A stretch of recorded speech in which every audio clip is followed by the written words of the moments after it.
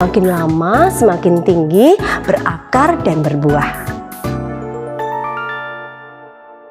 Halo Sobat Kudus pilihan Allah, ada yang bertanya nih, apa sih formasio iman itu?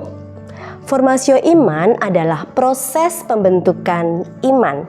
Ibarat kita menanam sebuah pohon dari biji.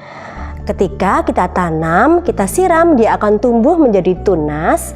Dan ketika kita rawat, kita beri pupuk, dia akan tumbuh menjadi pohon kecil yang semakin lama semakin tinggi, berakar dan berbuah. Nah, proses dari biji sampai ke buah itu memerlukan waktu yang lama, bukan? Demikian juga dengan benih iman yang ditanam di dalam hati kita.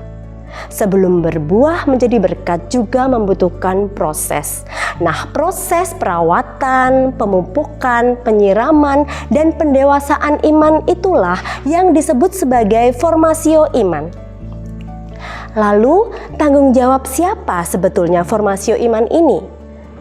Tentu saja kita semua yang sudah dibaptis secara Katolik. Nah, kapan sebenarnya kita menerima formasio iman?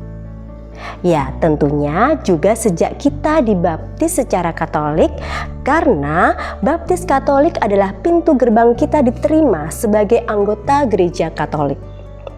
Lalu di mana kita bisa menerima formasio iman ini?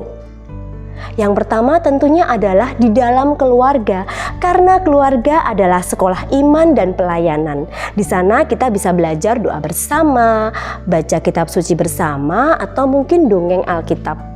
Nah, selain itu juga di lingkungan, ada doa lingkungan, ada pertemuan APP, ada pertemuan untuk BKSN, dan juga Advent.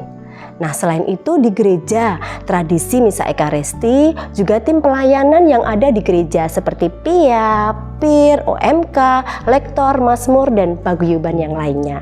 Dan tentunya adalah sekolah, terutama sekolah swasta Katolik melalui pelajaran agama Katolik.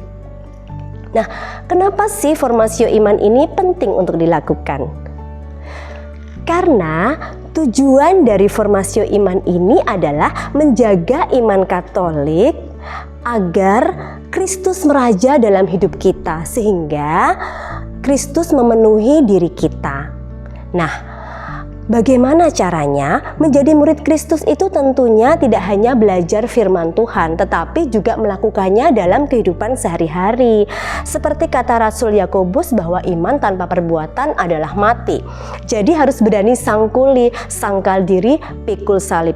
Kalau Kristus menjadi poros dalam hidup kita, berarti kita juga harus berani keluar dari zona nyaman dan mengikuti kehendak Tuhan melalui doa atau refleksi atau meditasi, sehingga kita bisa mendengar suara hati dan bimbingan dari Roh Kudus. Dengan demikian, iman kita akan tumbuh dewasa dan kita berani bersaksi dalam masyarakat. Akhir kata, semangat umat kudus untuk terlibat dalam formasio iman. Tetap Katolik sampai akhir nanti. Salam.